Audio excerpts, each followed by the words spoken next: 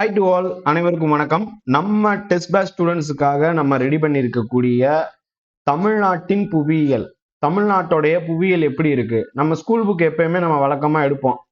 So வழக்கமா வந்து பார்த்தீங்கன்னா 2 லெசன் 10th ஸ்டாண்டர்ட்ல இருக்கக்கூடிய 6 மற்றும் 7 இந்த 2 லெசன் படிக்கணும்னு சொல்லியிருப்போம். ஆனா அந்த புக்கெல்லாம் வந்து ரொம்ப பழசு, 2018ல வந்த தகவல். ஸோ இப்போ கரண்ட் அஃபேர்ஸ் எல்லாத்தையும் சேர்த்து ஒட்டு மொத்தமா நம்ம வந்து படிக்கணும் சார். அதுவும் இங்கிலீஷ்லயும் வேணும், தமிழ்லயும் வேணும். 2 மீடியம் ஸ்டூடெண்ட்ஸையும் நம்ம ஒரு சேர பாவித்து மெட்டீரியல்ஸ் கொடுத்துக்கிட்டு இருக்கோம். ஸோ தமிழ்நாட்டின் இயற்கை பிரிவுகள். ஸோ புக்ல வந்து பார்த்தீங்கன்னா என்ன கொடுத்துருப்பாங்கன்னு பார்க்கறத விட இப்போ கரண்ட் டேட்டா 2வது இடத்துல இருக்கு, நீளமான கடற்கரை. ஸோ இதை வந்து பிக்சரோட நம்ம வந்து செஞ்சு கொடுக்குறோம்.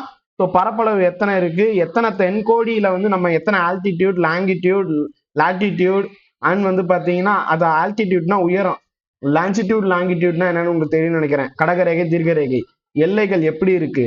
ஸோ எல்லா டீட்டெயிலும் இது வந்து நம்ம ஸ்கூல் புக்ல வந்து பாத்தீங்கன்னா டேட்டா பழசு கொடுத்துருப்பாங்க.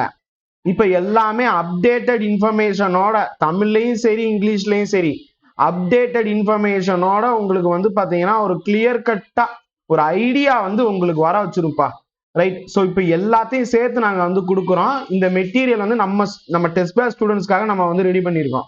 ஒரு சூப்பரான வந்து பார்த்தீங்கன்னா உங்களுக்கு பார்க்கும் போதே வந்து உங்களுக்கு பிடிச்சிரும். அந்த மாதிரி கரண்ட் டேட்டா எல்லாத்தையும் சேர்த்து கொடுக்குறோம். ஸோ இதை யூஸ் பண்ணிக்கோங்க. இதுல வந்து பார்த்தீங்கன்னா நம்ம இதை பேஸ் பண்ணி நம்ம கொஸ்டின்ஸும் கேட்க போறோம். இதுல இருந்து வந்து பாத்தீங்கன்னா ஒரு 60 கொஸ்டின் பக்கத்துல நம்ம வந்து கேட்க போறோம்ப்பா. ஸோ அதனால இதை ஃபுல்லா படிங்க சார்.